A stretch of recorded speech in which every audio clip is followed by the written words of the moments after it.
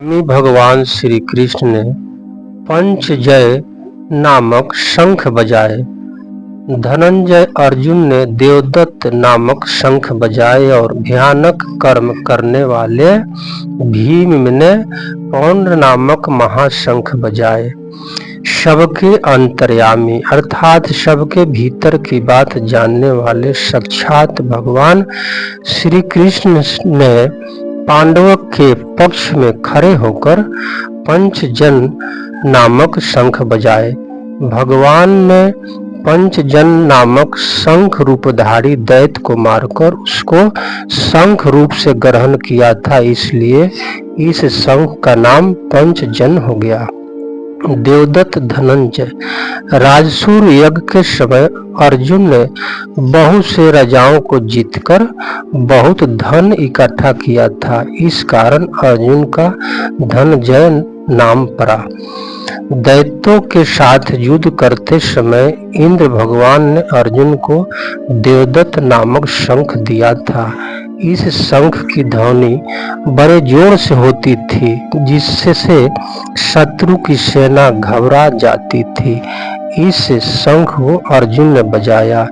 हिडिंबासुर, वक्कासुर, जटासुर आदि असुर तथा कीचक, जरासंध आदि बलवान वीरों को मारने के कारण भीमसेन का नाम भीमकर्मा पड़ गया। इसके पेट में जठगिरी शिवायुवक नाम की एक विशेष अग्नि थी, जिससे बहुत अधिक भोजन पचता था, इस कारण उनका नाम इकोदर पड़ गया। ऐसे भीमकर्मा इकोदर भीमसेन ने बहुत बड़े आकार वाले पौंड्रक नामक शंख बजाए। कुंती पुत्र राजा युधिष्ठिर ने अनंत विजय नामक शंख बजाए तथा नकुल और सहदेव सुबोध और मणिपुष्पक नामक शंख बजाए। अर्जुन, भीम और युधिष्ठिर ये तीनों कुंती के पुत्र हैं तथा नकुल और सहदेव ये दोनों माद्री के पुत्र हैं। यह विभाग दिखाने के लिए यह युधिष्ठिर के लिए कुंती पुत्र विशेषण दिया गया है। युधिष्ठिर को राजा कहने का तात्पर्य है कि युधिष्ठिर जी वनवास के पहले अपने आधे राज इंद्रप्रस्थ के राजा थे और नियम के अनुसार 12 वर्ष वनवास और 1 वर्ष अज्ञातवास के बाद वे राजा होने चाहिए थे। राजा विशेष देकर संजय यह भी संकेत करना चाहते हैं कि आगे चलकर धर्मराज युधिष्ठिर ही संपूर्ण पृथ्वी मंडल के राजा होंगे। हे राजन, श्रेष्ठ धनुष वाले काशीराज और महारथी शिखंडी तथा धृष्ट धूमन एवं राजा विराट और अजय सात्विक राजा द्रुपद और द्रौपदी के 5 पुत्र तथा लंबी लंबी भुजाओं वाले सुभद्रा पुत्र अभिमन्यु, इन सभी ने सब ओर से अलग अलग अपने शंख को बजाए। महारथी शिखंडी बहुत शूरवीर थे। यह जन्म से स्त्री काशीराज की कन्या अम्बा था और इस जन्म में भी राजा द्रुपद की पुत्री रूप से प्राप्त हुआ था। आगे चलकर यही शिखंडी उस्तुलकन नामक यक्ष के पुत्र प्राप्त करके पुरुष बना। भीष्म पितामह जी इस सब बातों को जानते थे और शिखंडी को स्त्री ही समझते थे, इस कारण वे इन पर बाण नहीं चलाते थे। अर्जुन ने युद्ध के समय इसी को आगे करके भीष्म जी पर बाण चलाए और उनके रथ से नीचे गिरा दिया। अर्जुन का पुत्र अभिमन्यु बहुत शूरवीर था। युद्ध के समय इन्होंने द्रोण नीति चक्रव्यूह में घुसकर अपने पराक्रम से बहुत से वीरों का संहार किया। अंत में कौरव सेना ने 6 महारथियों ने इनको अन्याय पूर्वक घेर कर इस पर अस्त्र शस्त्र चलाया। दुशासन पुत्र के द्वारा सिर पर गदा का प्रहार करने से इनकी मृत्यु हो गई। संजय ने शंखवाद के वर्णन में कौरव सेना के शूरवीरों में केवल भीष्म पितामह का ही नाम लिया और पांडव सेना के शूरवीरों में भगवान श्री कृष्ण, अर्जुन, भीम आदि 18 वीरों का नाम लिया। इससे ऐसा प्रतीत होता है कि संजय के मन में अधर्म के पक्ष कौरव सेना का आदर नहीं है, इसलिए वे अधर्म के पक्ष का अधिक वर्णन करना उचित नहीं समझे, परंतु उनके मन में धर्म के पक्ष पांडव सेना का आदर होने से और भगवान श्री कृष्ण तथा पांडवों के प्रति आदर भाव होने से उनके पक्ष की अधिक वर्णन करना उचित समझते हैं और उनके पक्ष का वर्णन करने में ही उनको आनंद आता है।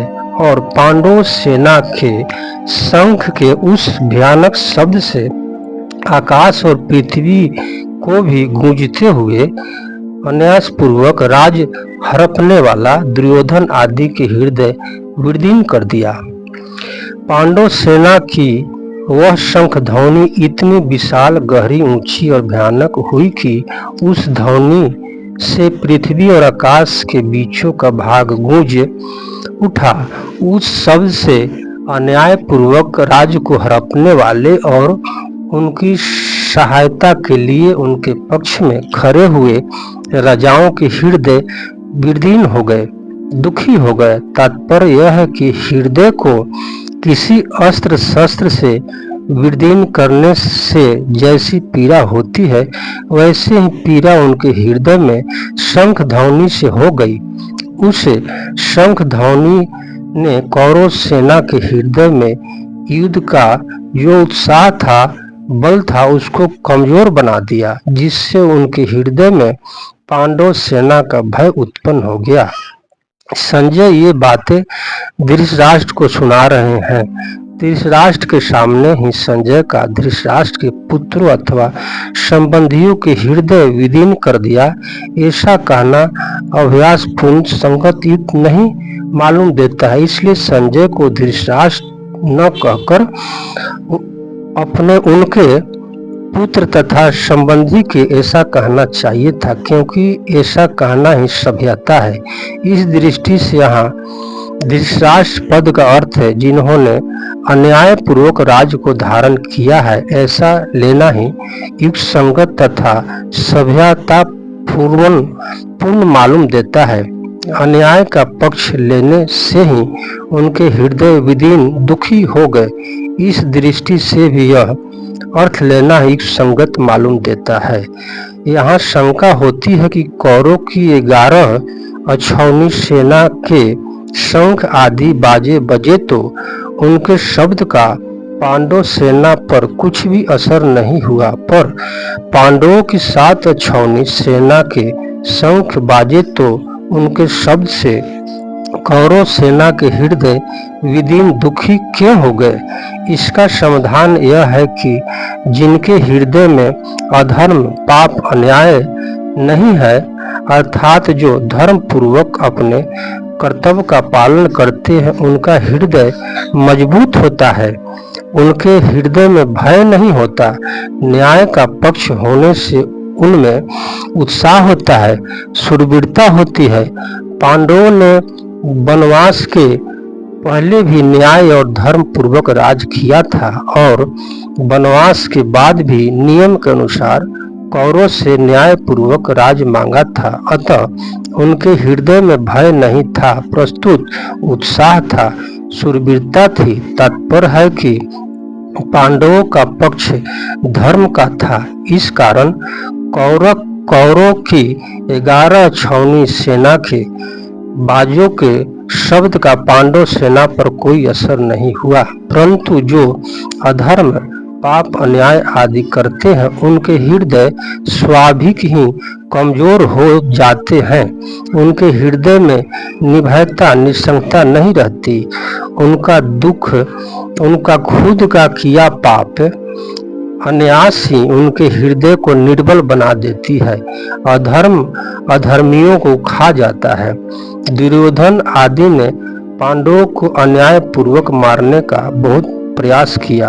उन्होंने छल कपट से अन्याय पूर्वक पांडवों का राज छीना था और उनको बहुत कष्ट दिया था। इस कारण उनके हृदय कमजोर निर्बल हो चुके थे।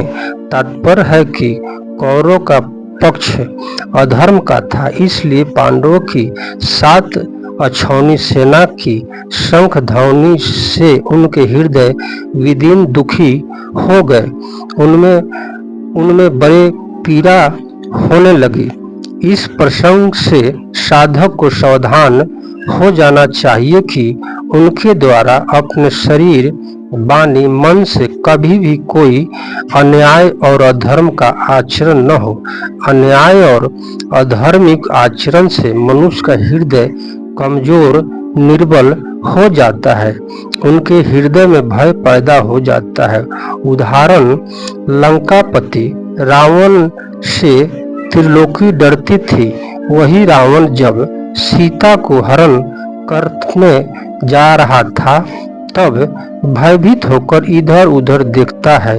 इसलिए साधक को चाहिए कि वह अन्याय, अधार्मिक आचरण कभी न करे। तपस्वी महेश कुमार इस भागवत कथा, गीता उपदेश सुनने वाले माता पिता, भाई बहन को श्रद्धा और स्नेह के साथ प्रणाम करता है।